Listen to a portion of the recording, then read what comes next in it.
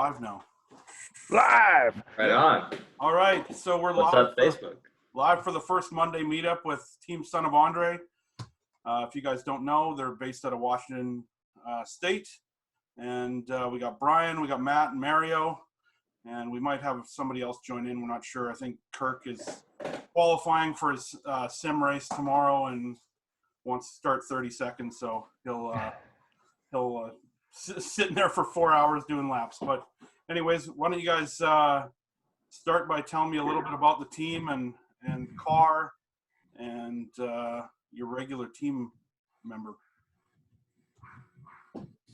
Well, we had this crazy idea a long time ago to go racing.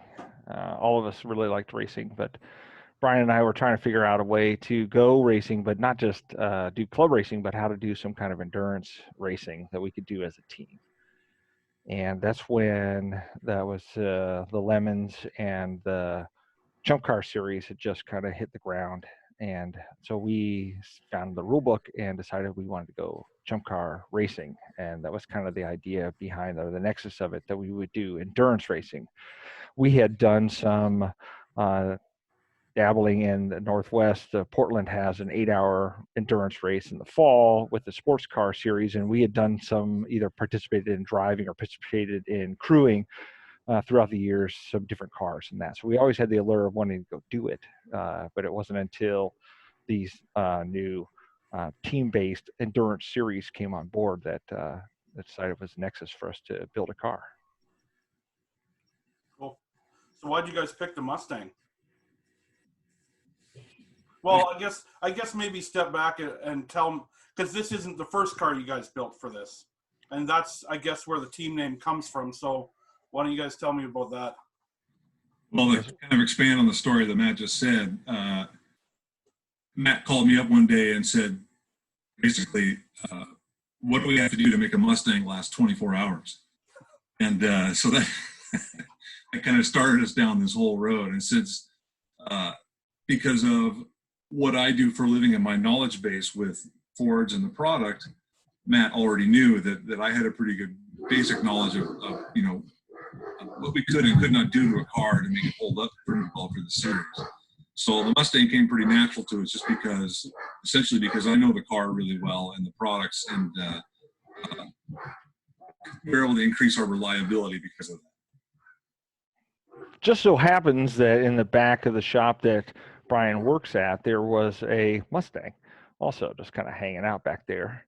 And it already had a nickname that went along with it, which was kind of correlated with Brian as Andre, because he's kind of like, I don't know if you guys have seen him, he's big and tall. He's kind of like Andre the Giant.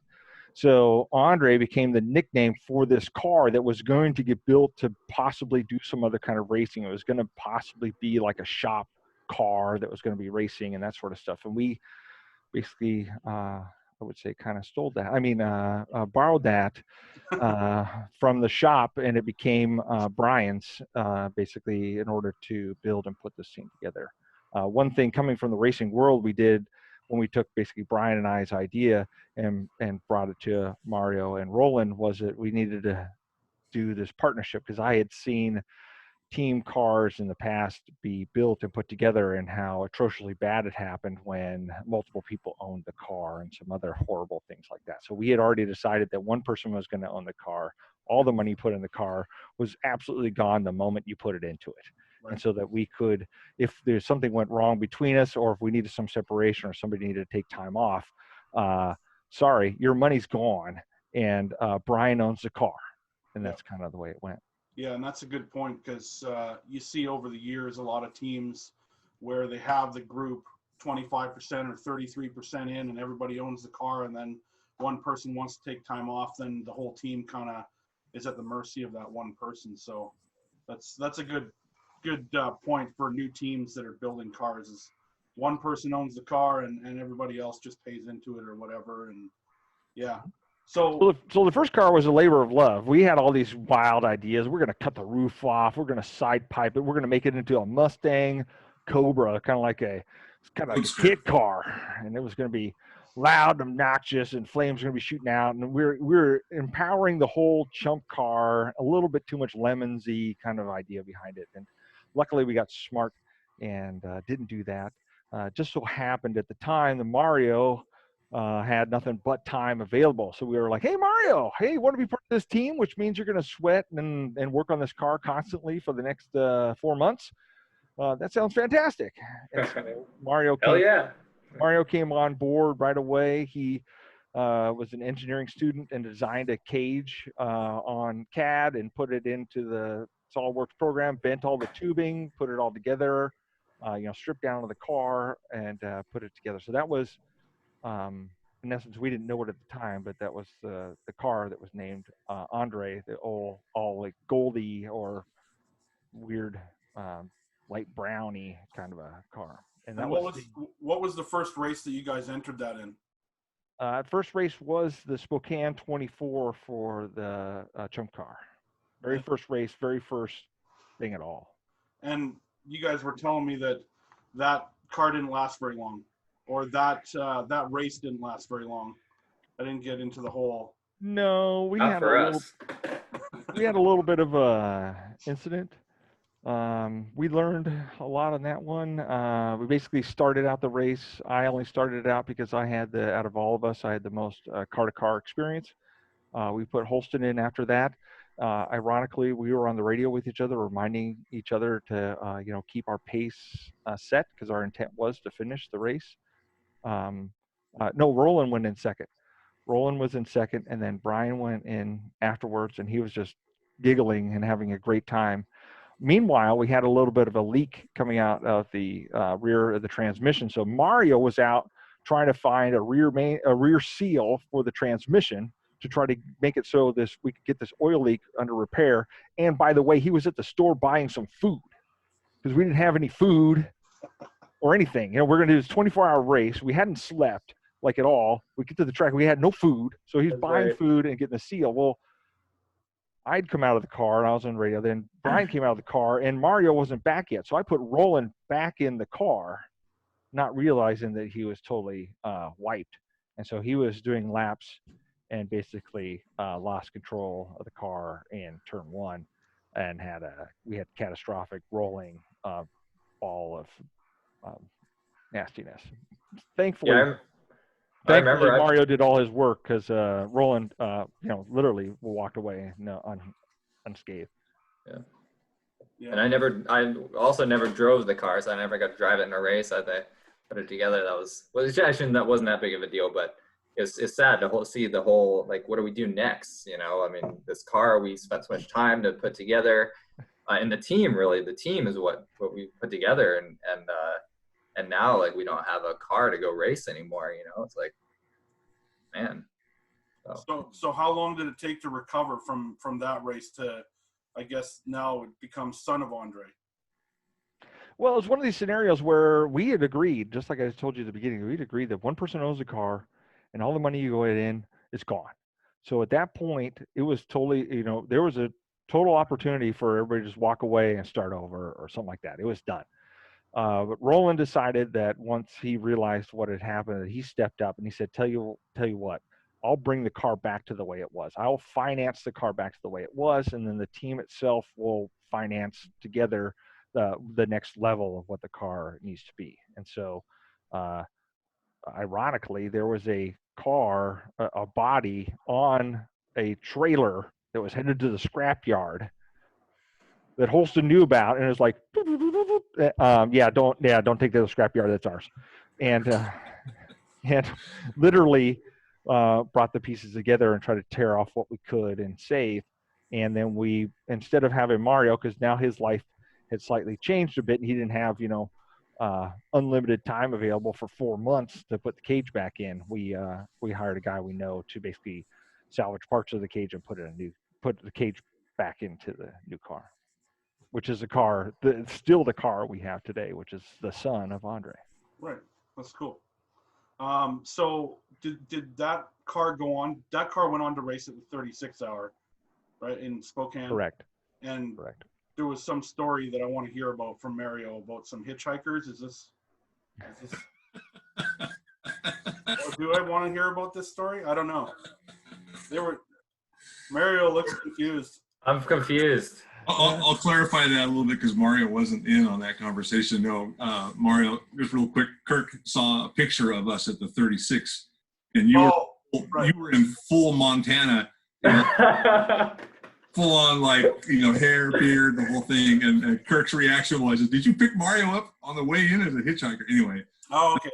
Yeah, I got it. Yeah. No, but the amazing thing about that race, and what made that race, one of the things that made that race so special was we had a couple of mechanical mishaps during that race, and one of them was we blew up a clutch.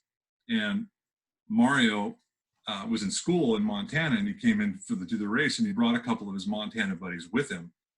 And I'm asleep in the motorhome trying to recover to get some rest, and next thing I know, I come out and I see these guys from Montana underneath the car ripping the transmission out and taking care of the clutch. So those, these Montana guys totally just saved our butt that week. Fantastic. Gotcha. I thought the Montana guys were hitchhiking and you picked them up on the way or something. They just look like that. That's cool. You guys, and that was why one of the things that some people don't realize is even in that 36 is that we were running, stock parts, in the car. And so we literally, destroyed the material on the clutch. It got peeled off. We won't actually go into the details why. And so I got in the car and just drove to over to there you go. I just drove to Shucks and was standing there in line and got the phone call. Said, "Yeah, we need a clutch." And I'm like, standing the guy at the counter. I'm like, "Yep, need a clutch for blah blah blah Mustang, whatever." And they're like, "Do you want the performance edition?" I'm like, "Yeah." And then we got the assembly, and I just drove back to the track, and we put it right into the car and went back on the track. So it's kind of one of these scenarios where, running things that are available at the parts store are a good thing. Yeah. I can't remember the number, but I think we only lost like 45 minutes or so in the race. Does that seem right to you guys?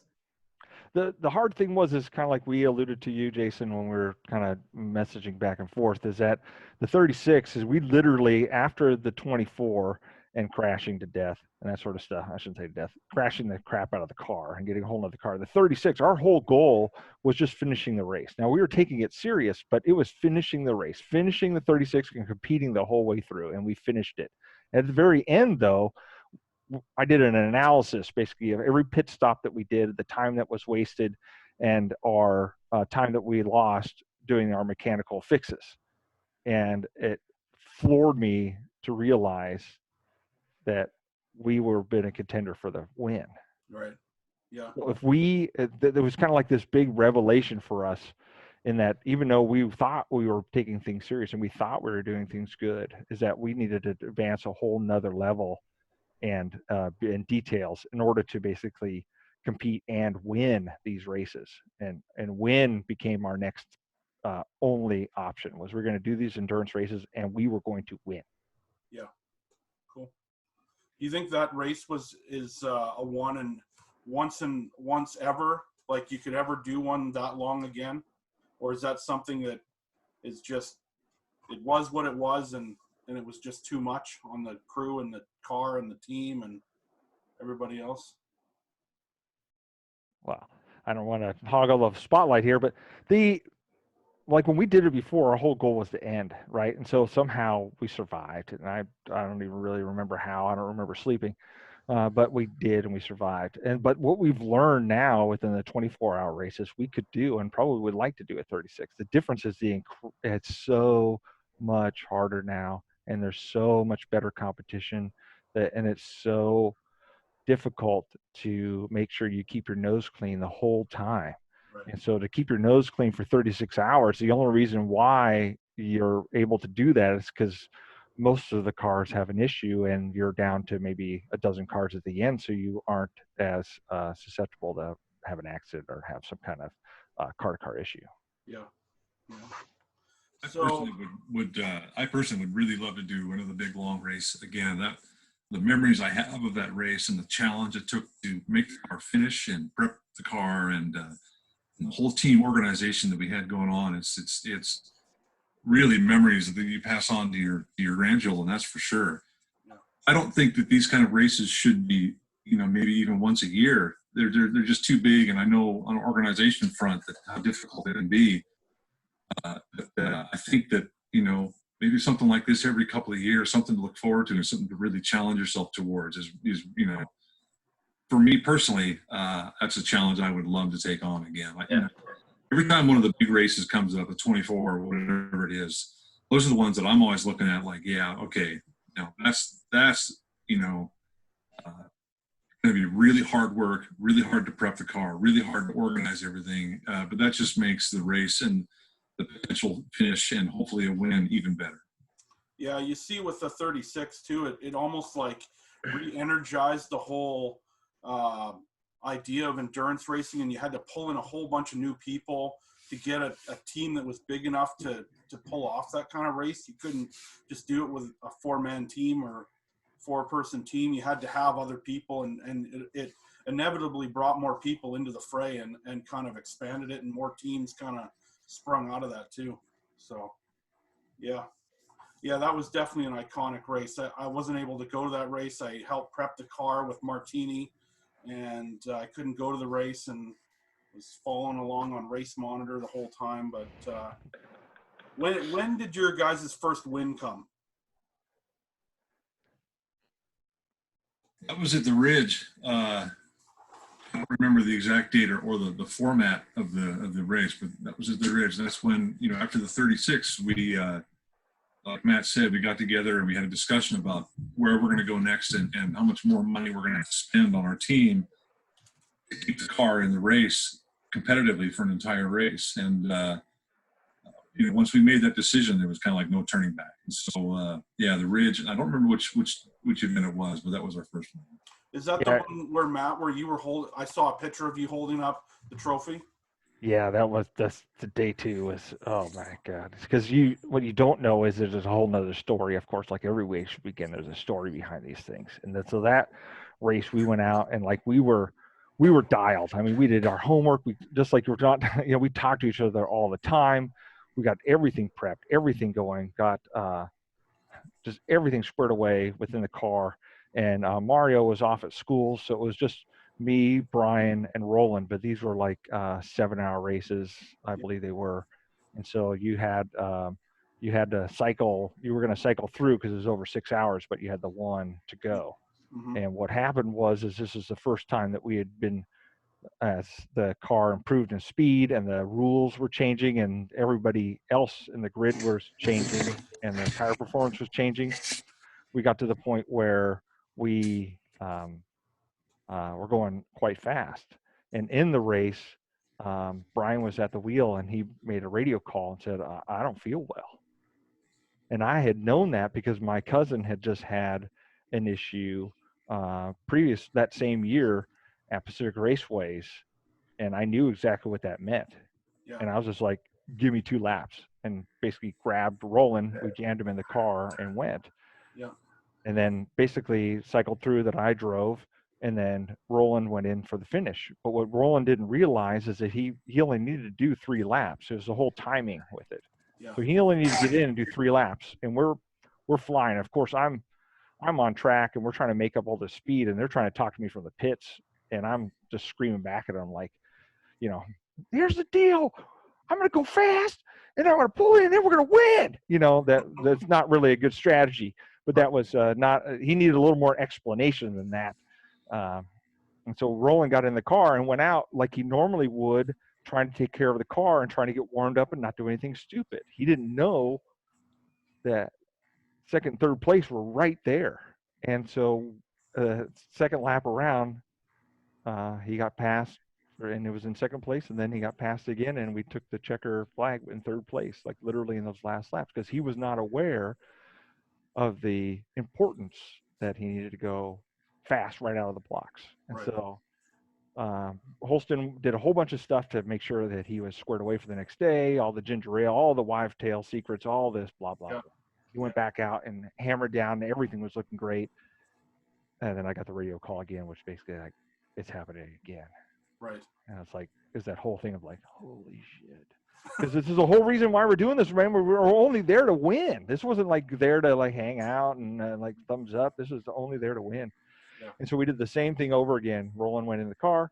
Then I got in the car and went, as fast as I possibly could go, destroyed everything in the car. And then, but the difference is that all Brian did when he got out of the car was do anything he could do to make himself feel better, because he knew he only needed to do 3 or 4 laps, maybe 5 max, because he knew we had already played over the music again. And then so Brian got in the car and just rocketed immediately, and we won the race. And that's why it was so incredibly, like, the day before was such a accidental letdown, and so the next day was just like, so here it was, we did an extra pit stop than everybody else, and we still won the race. And so it was really, our first win was a big deal. That the picture of you holding up the trophy, I looked at that picture, and I was at that race. That was I think it was 2013. And you look in the background and you see so many people that are still racing today. I see the Candles with Blue Bayou are in there, and I see Daryl Dyer in there and a few other people. It's cool that it keeps growing and these people are still racing. So yeah, and I think we were pitted right next to Blue Bayou on that weekend, and they are the ones that blew by us on Saturday, and it was kind of hard being pitted right next to the people and have them go by, and you're just like, hopeless. But we love that team. We love hanging out with those guys. We've never had we maybe snipped at each other a little bit, but we've had a great time. Over the years, who have been some of the teams that you guys have battled with hard that you have good rivalries with? I think of maybe U-Boot, maybe some other ones. Space Invaders. Race Invaders, yeah. I'm going to hang out with those guys next week, so we'll see what they say. You got the defector there, Kirk. He drives with you guys sometimes, and then he goes over there and he gets all the intel and comes back, and he does. He gives them the intels. I didn't know which way it went, but that's okay. I'll have him racing the Sandy Can next time he comes racing with us. Right. Yeah. All it takes is one padlock, and sorry, Kurt, you're on the bench. Did you guys win? You guys battled with U-Boot at Vegas, right, for a championship? That was a few years back. That was Trump Car.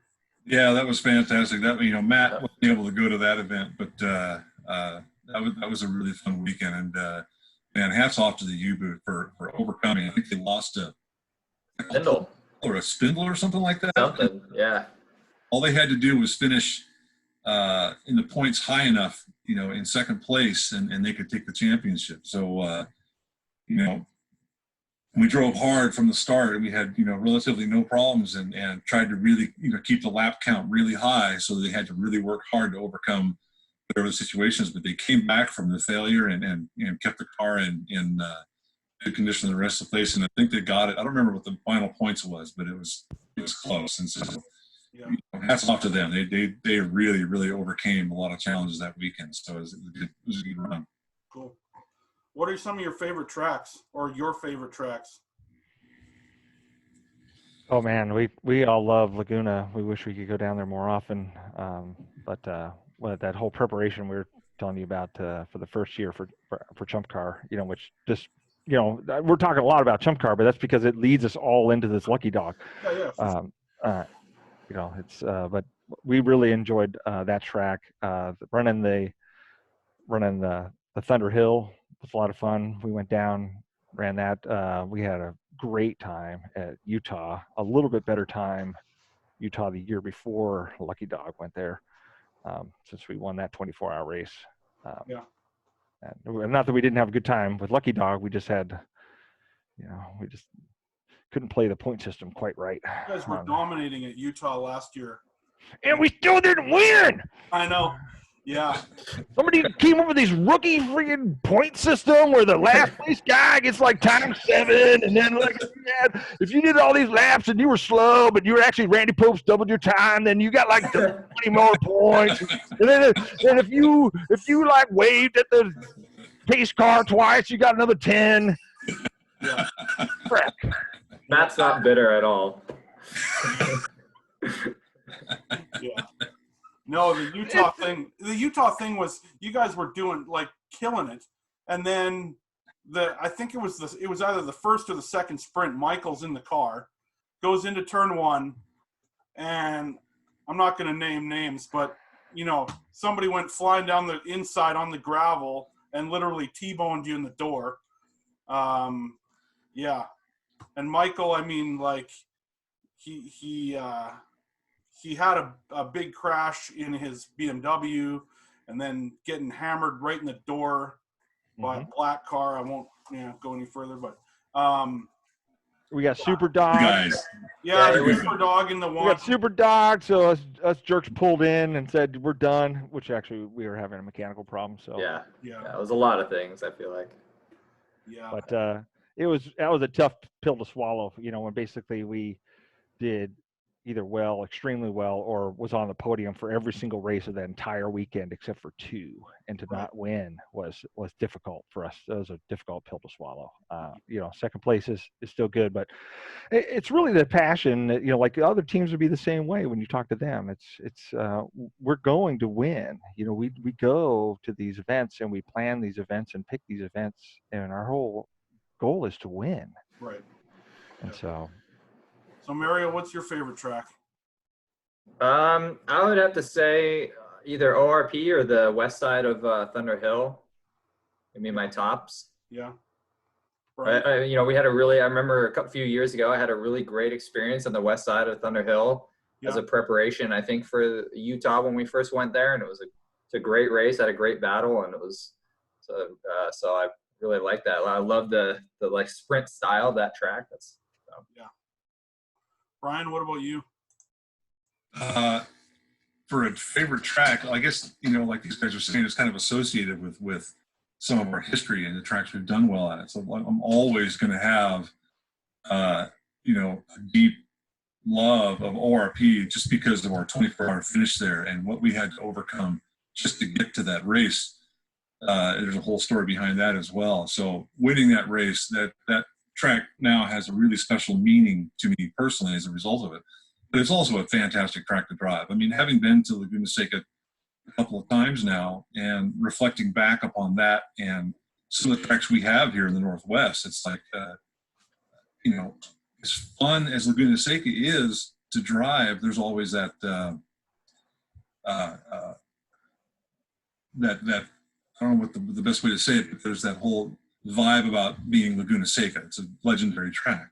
Right. So, it has that going. But as far as a fun factor and just driving and enjoying your drive, it's like what we have here with ORP and Pacific Raceways and the Ridge, it's like it's easily on par, in my opinion, with the excitement and the skill level required to drive it. So I really enjoy the Ridge. I like how you get into really good cadence and it's really smooth, and you have to just be really aware of your pace that flows with the track. And Pacific Raceways, the whole roller coaster ride effect of that, and ORP with all its blind corners, it's just super challenging. So I love them all. But out of all those, I'd probably say ORP just because of that big win we had there. It just means a lot to me. Yeah. And so that's going to be your next race is ORP, 24-hour. We haven't decided yet whether we're going to run the short course at night. We haven't decided that yet, but oh my God. Yeah. The fast line through the dirt, right? So but that'll be a big challenge. I'm just telling you, I feel for anyone in the series trying to put on a 24-hour race there. It's just because it gets like dark, can't see your hand in front of your face dark. Yeah. And the dust is just unbelievable. And so the issue is that that's what the race that we won. It's just you can't see, and cars are just going everywhere. I mean, they're beaching themselves all over the place. But I don't know that the regular track could be any better because you can't see there either. You just happen to know the track. The problem was they switch over the track and then you send somebody in and they're like nobody had driven it. Right. Yeah. Unless you were there early or happened to do a private track day or some other kind of thing like that, nobody had driven it. So it's basically like, good luck. Yeah. Right. Anybody watching this who had a chance to go to that race and be in part of that race remembers that transition from daytime to nighttime when we switched to the short course and how just absolutely chaotic it was the first couple of hours, it seemed like. I remember I got in the car, and I remember radioing into the team that it's like there were more people off the track than there were on. Yeah. And it was absolute madness. And then of course, nighttime there, the wind all kind of settled down. It wasn't much wind anymore. And so down in the valley, where the short course was, without the wind, all the air just stagnated with the dust. So on top and everything was clear and fine. And then you'd come down into the valley and it was like driving into a fog bank, but it was all just in dust. Yeah. And it was madness. Awesome madness, that's for sure.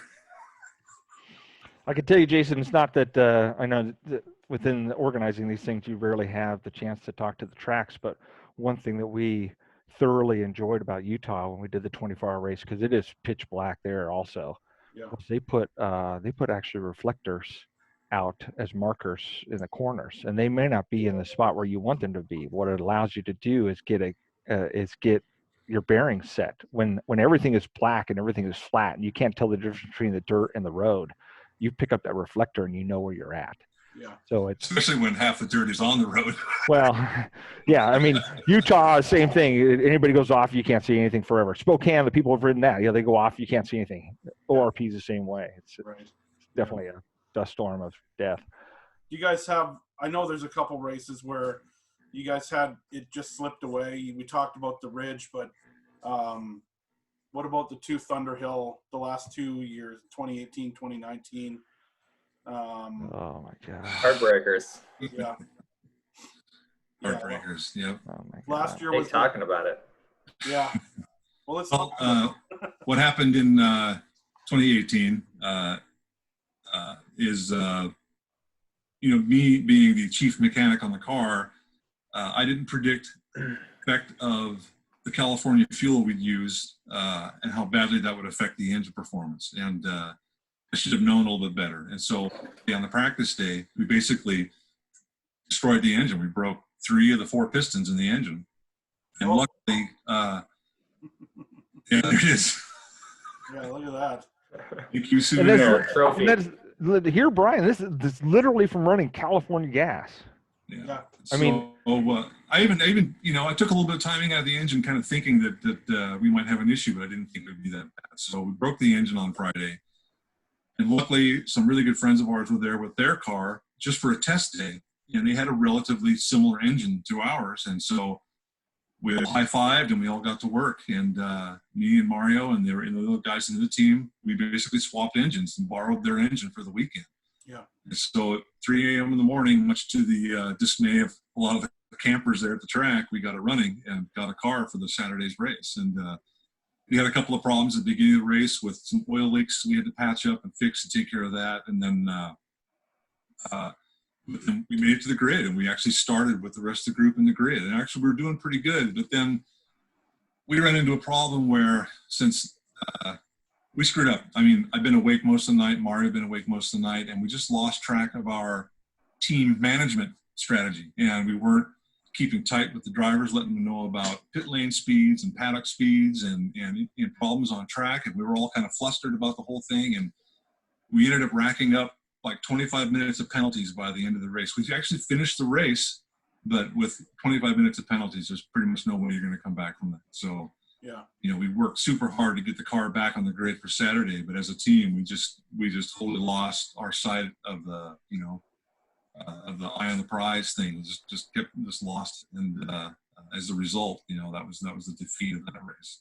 You're so excited that the car made it back on track, and you see the car out there, you forget all the other lists of you will not speed in the pit lane. You will not. I don't care. Well, there's no guy. I don't care if there's no guy there. You are not speed. And what you don't understand is to drive at that incredibly slow rate, we can't even do it in first gear. We have to you have to dip the clutch the whole time. We can't even idle in first gear to run at that speed. And we didn't realize that until the next day, when it was basically like, we will not speed. We had some car-to-car contact, which is like, why are we hitting cars? So all that stuff just added up. We just got sloppy. But we were so excited to be on track, we forgot that whole team piece. The whole second half of the, even if you have a fast car or you have fast drivers and the car doesn't break, you forget, if you don't follow the rules and you don't have that ability to match up that piece, it's all going to fall through your fingers, and that's what happened. Yeah, I think a lot of people don't realize how hard it is to win. You can have the best car and the fastest car, but you have to have a group of drivers. You have to have good pit strategy. Mechanically, everything has to hold up. It's tough to win, and it's getting tougher every year. Oh yeah. You got to have everything. It all has to come together. Yeah. We were thinking about adding a trailer so we could get more gas, so we could get a little more power. But I haven't seen in the rule books if we're allowed to have a trailer or not. If we can't have a trailer, we're just thinking one of those bumper attached things you put on the back of your truck, and we just put another fuel cell in the back. And we just pin it there, and then we could just come in for the pit stop. We could just pin it in, and then do a quick connect fit. There you go. Get another extra fuel in there and get a little faster. So and last year at 2019, we had a huge mechanical failure that just kind of came out of nowhere, and we were just completely unprepared for the kind of failure that happened to it. And so that not even 3 laps into it, we have a catastrophic failure. It's like, what are you going to do? So we scrounged and we found some parts to get the car back on track, but it was so cobbled back together and rough, just trying to drive the thing at any kind of speed. If something else was going to break anyway. So just like weekends done anyhow. So, parked it. I got the car across the finish line, but it didn't really mean much other than, just being there. So. Right. So if I say the lap, does that bring up any, does that give you a hint of where I'm going with the next question? There's been lots of the laps, so I'm ready for it. So the one thing that I guess for me, I think about the 2017 championship at Portland. And so this one lap by Michael, 126.741, I wrote it down. This one lap sent shockwaves through the Lucky Dog paddock. And between the 2017 and 2018 season, it seemed like everybody was scrambling to try and get to that lap. And I wish Michael was here to talk about that lap, but I think that was one of the laps where it just everything came together and there was no traffic and nothing. Everything, he hit all his marks and set this time. What do you guys? I mean, the car is capable of that, but I think a lot of things had to come together for that lap to happen. Well, and Contour's fresh off of, like you were saying, he had this accident or whatever from before, but his car was back together. He's driving an E46 in SCCA competition and conference racing. So here's this guy who's dialed and ready and been driving at Portland. It's all tuned up and used to the speed and used to where he needs to go and used to what's going on. And he instantly applies that to basically, our car. And then he just basically, like I believe you said, Jason, he just put the magic lap together. Yeah. I mean, it was one of those scenarios where when everything, if you talk to him, it's like when everything is going right, you have no idea how fast you're actually going. Right. Because everything is going right. And there's no cars in the way. And there's not this thing, or it's not this reason why you need a lift. And it's not here. And you come around the corner and it turns just exactly where you need to go. And there you went. It's kind of like, following Cody around a track, so, if Cody was in the car, he would, Cody lays down the hammer. So. Yeah. Yeah. And the more the car count goes up, the harder it is to get one of those laps. I know that driving with Cody at the Ridge for a couple years, there was a lot of times where he had really fast laps and then caught traffic. So, but yeah, you're 100% correct, and that's most of the time. And Cody will go fast, but he'll go fast when he can. He won't go fast and take risks, at least risks.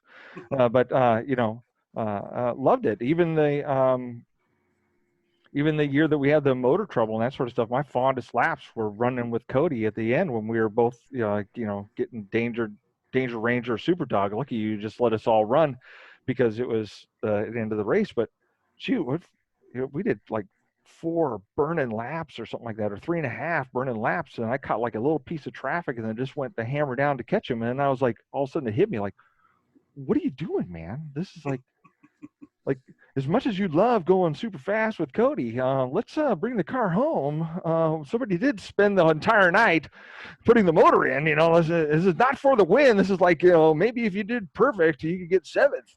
So that reminds me of two stories that I have. But the first one is about the 2017 championship. I remember when Michael did that lap. I remember looking at Race Monitor and like just kind of like shaking my head. And I happened to be on the radio at the time, and we were already in the lead. All we really had to do was bring the car home. And not that it's our style to sandbag for the rest of the race, but I remember telling all the drivers, it's just like, let's keep it clean and keep the car on track and have a good time and bring it home. And I got on the radio and asked Michael about that lap, and his response was like, I didn't even know I did it.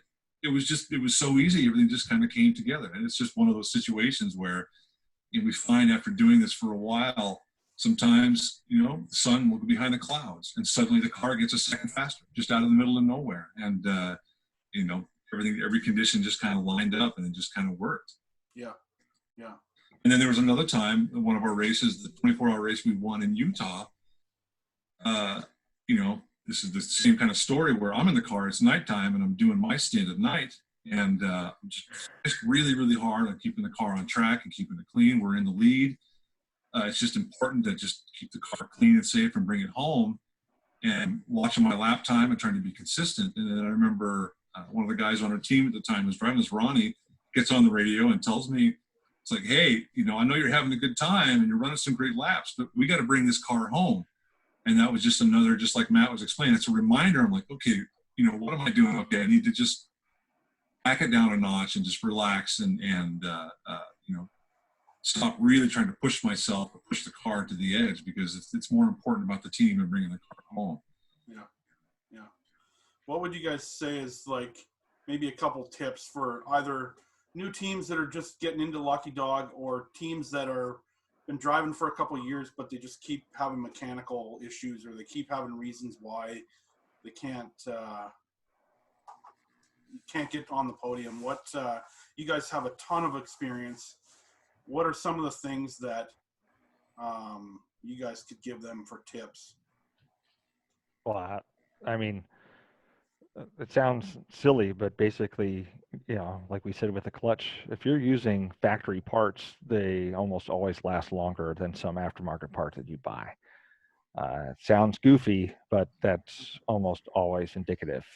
We cut our teeth also in the Chump Car series, where there was very limited things you could do to the engine or other things, and it actually really paid off. Running a bone stock 5-liter was down on power than everybody we ran against that were running 5 liters, but every single one of those seemed to have an issue or some kind of problem because they either upped the compression or did some other kind of thing that was okay, but they were out and they had issues. So making sure you stay within the realm of whatever you've picked and making sure it can go the whole time, making sure you're able to take care of your temperatures and make sure you're going to be able to do those things is more important than squeezing out the extra power.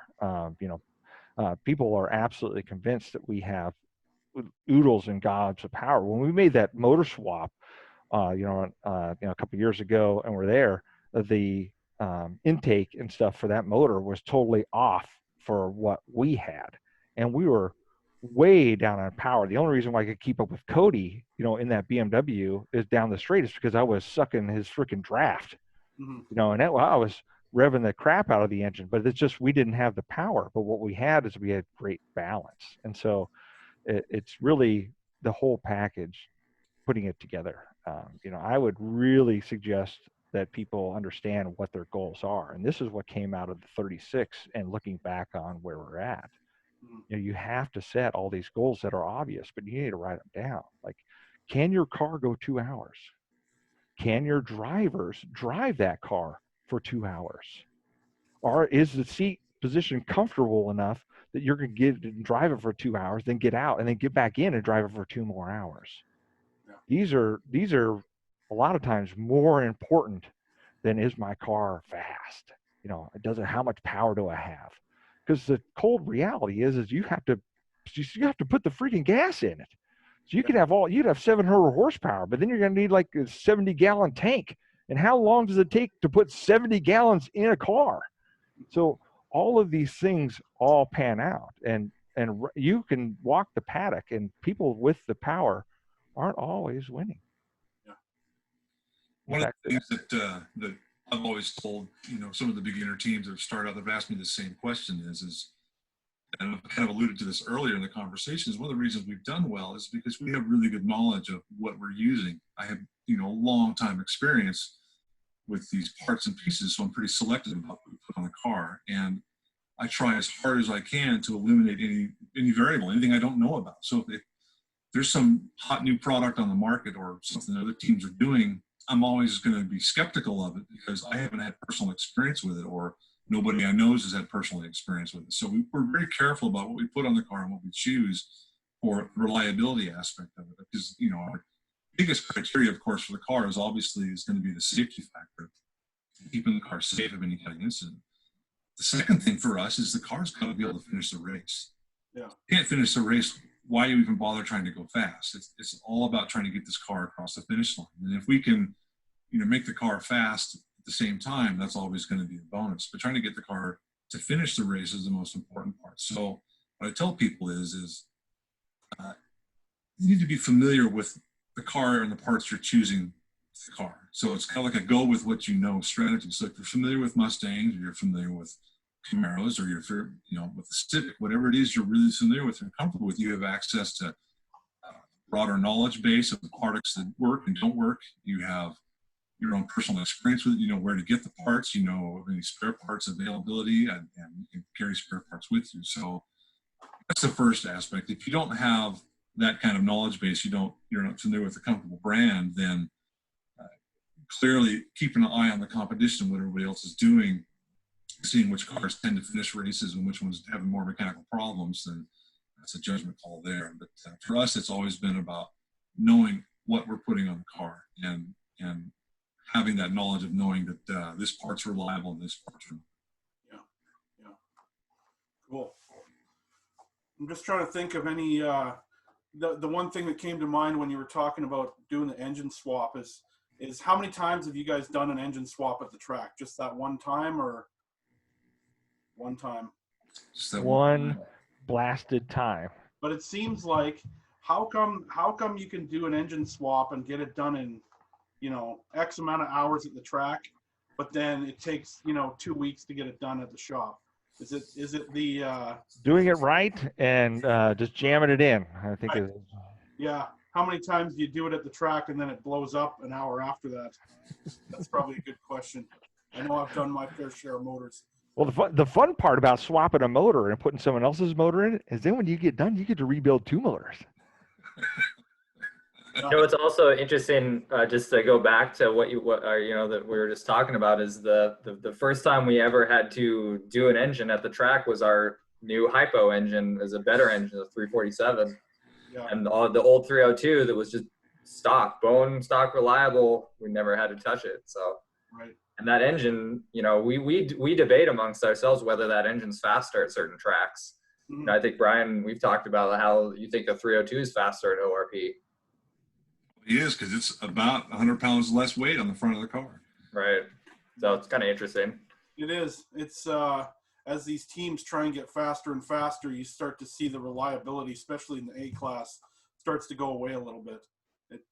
And even at the front of the B class, I mean, I know last year we did some upgrades and we struggled. I mean, blowing up flywheels and clutch combos, and Utah, we blew up a clutch, and, sometimes it's just like you said, it's easier just to keep it stock and a little less power, a little more reliability will get you to the end, and that's the only way you can win. So, but yeah, and some of that has to do with what you're either expecting or what the drivers and how they're prepared for it. Because sometimes the mechanical issues come from drivers trying too hard and doing silly and stupid things that if you just take a deep breath and let that car go by, or if you're check up a little bit on the brakes and then to get them in the next corner, then it's a lot, you get to the end. Yeah. So you guys started, well, not you guys didn't start, but this other team Spiral Out, we were talking a little bit about it before we went live. Chris Lucier and those guys. What's the relationship with you guys and them? Or is it an offshoot team, or didn't some of them drive for you guys at some point, or? Yeah, they've all, well, Chris and Adam have driven with us before, and, they just really, really had a good time and really enjoyed it. And they just wanted to kind of start their own team and get their own project going. And so, I guess they kind of have us a bit as a knowledge base to kind of, help them along the way and things are going. And that's, essentially it. I mean, they picked up a nice car, and again, we were able to borrow their engine for them. We were super grateful, but of course we had to rebuild the engine for them when we were done with it, put it back in their car. Yeah. And, hopefully we can work out some of the reliability issues that they've been having with their car and kind of get them up on the grade as well. Yeah. Are they planning on being at ORP as well? Or I am not sure. I haven't had that. We've talked about it off and on, but it depends upon, their family schedule and what they have going on. Yeah. And some of it scares us a little bit because as much as we love them and like being with them, and even at the, Utah, we were next to them, and but everybody forgets probably the last piece of it, which is who's on the radio and who's talking to who's on track and who's keeping track of everything else and how you're going to do that crew piece of it. And do you have someone dedicated? And then when something goes wrong, who's working on the car? Yeah. And so as much as we would probably like to team with them and enjoy racing with them, it becomes this big potential of a draw or a suck away from our team itself.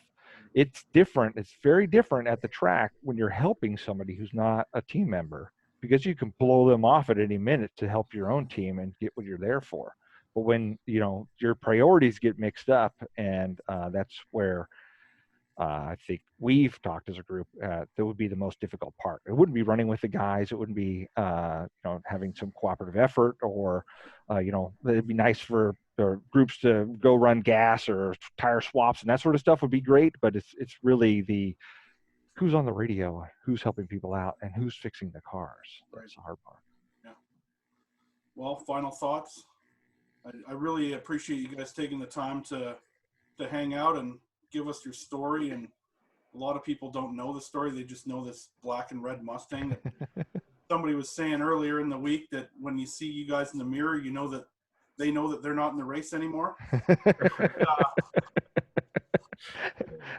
Behind that black and red Mustang, there's a bunch of great guys and racers, and I appreciate you guys hanging out with us. You betcha. Yeah. It's been great. Thank you. Yeah. Yeah. So we'll see you at ORP, awesome. And look forward to seeing you guys back on track. Yeah, just one real quick thing. I'll just put this out there. If anybody ever wants to stop by our pits and say hi and check out the car and ask any questions, as long as we're not in the middle of a race and on the radio or something like that, our doors are wide open, always. Awesome. Cool. All right, Brian, Matt, Mario, thank you very much for hanging out with us, and we'll see you at ORP. Yeah, it was a pleasure. Thank you. See you there, guys. Take care. See you guys.